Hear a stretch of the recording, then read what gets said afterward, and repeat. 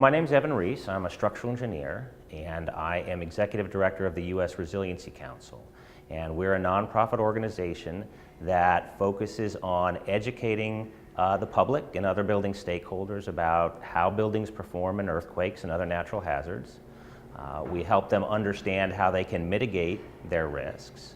And we implement a rating system that gives them measurable information on the performance of the buildings in which they live and work. When you buy a car, every new car that you buy has a sticker on it, and that sticker shows you how well that car performs in a crash test. It also tells you what the gas mileage is of the car and how much you'd spend on gas over a year. We don't have a similar rating like that for buildings, whether they're commercial properties or your home. It tells you how likely that building is to be damaged in an earthquake or a hurricane, how much it might cost to repair, how long you'll be out of that building, and so that's what we're focused on. The value of the rating system comes in, one, being able to make better decisions about buildings or homes that you buy, or that you get insured, or that you are seeking a loan for. A higher rating means a lower risk to the building in an earthquake or other natural disaster. So that gives you, the consumer, the buyer of a home, better information on how much it's going to cost you, let's say, to repair that home after an earthquake or fix up that home when you buy it. Just like when you buy a home and you look at the kitchen, if the kitchen isn't what you want, you'll have an understanding of how much more it costs to renovate that kitchen.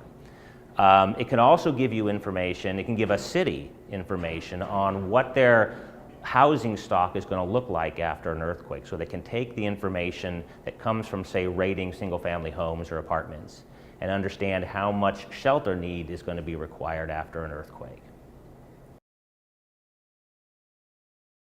The focus of the USRC is to work with all types of building stakeholders. So on the large level, that might be owners of large corporations that have hundreds of buildings, very sophisticated structures, commercial properties, might be working with universities or hospitals, but it can also be working with cities who are trying to understand what the resilience of their community is likely to be. It can be working with insurance companies and lenders who are trying to understand more quantitatively how to price things like loans and insurance. But we also see this as a very valuable tool for the homeowner. It sounds big, but it can focus down small on the homeowner who can, as I said, make these decisions about what houses to purchase, whether to buy insurance, whether to mitigate or retrofit the deficiencies, and it can also help them when they're designing a new home, design it to perform better in earthquakes. So we really expect it to be used by all the types of building stakeholders. Our goal in making ratings accessible to homeowners is to make it something that can be done as part of the home inspection process. Certainly they can hire a structural engineer who will evaluate their home. And for some types of homes, larger, more complex homes, that would be appropriate. But for the average homeowner that still wants that information, working through the home inspector with tools that CEA has already prepared, like the QuakeGrade system, are a real opportunity to get valuable information on building performance at a very reasonable cost. The QuakeGrade tool is a real innovative tool that CEA has developed in conjunction with the Federal Emergency Management Agency. FEMA developed a very simple checklist that can be filled out by a home inspector or a contractor or an engineer that will give a very basic estimate of how that building is going to perform, how the home is going to perform in an earthquake. So the CEA has taken that checklist and converted it to an electronic form where it can be used by an inspector on a mobile device or a tablet. What the U.S. Resiliency Council would like to do is extend that even further and take those quake grades and convert them into more detailed estimates of the performance of a building. So for instance, for a home, how quickly will you be able to get back in the home and shelter in place after a damaging earthquake? How much is it going to cost you to repair afterwards? We can also use that information from QuakeGrade on a community-wide level. So a community can look block by block and understand where the greatest risks will potentially be after an earthquake. There are a lot of very simple things that a building inspector can look for when determining how safe and how damaged a building will be, a home will be after an earthquake. The foundation is the most important part of it. Is the house bolted to the foundation? Is the house set up a couple of feet on what we call a crawl space or a cripple wall? If that's unbraced, the house can sort of act like a card house, where the top of the house, the structure that you live in is fine, but the cripple wall potentially collapses.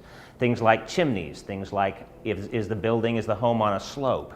What is the siding made out of? Stucco or wood siding? All these contribute to how the home will perform in an earthquake, and these are the kinds of things that a home inspector can determine through the P50 QuakeGrade system. One of the things that we've really learned through developing the USRC is that, building resilience, home resilience, is not just a scientific problem. It's not just an engineering problem.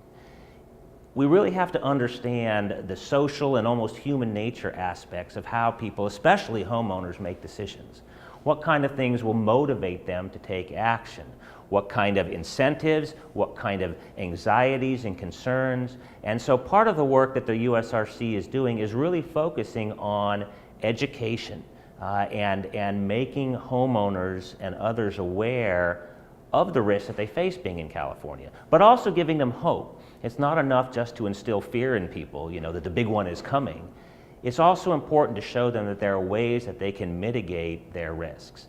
Certainly, the kind of work that CEA is doing right now in promoting the brace and bolt program and doing a lot of research into how that will benefit homeowners is one way that that kind of mitigation can be done cost effectively and really improve, probably the largest asset that a homeowner is ever going to have. One of our goals is to help people sleep better at night. We want them to know that, when they're investing hundreds of thousands of dollars in their nest egg, that there are simple things that they can do to improve that performance. So not only will they be protected, will they survive the earthquake, but their asset will survive too, and eventually they can get back in it. I think one of the things that we learned in our research that was particularly surprising was that in California, there's a lot of talk about, obviously, climate change. And we know climate change is a real risk. It's certainly a risk for homeowners living in different parts of the state that are subject to sea level rise. But what we found is that living in California, there's some sense of complacency with the earthquake issue.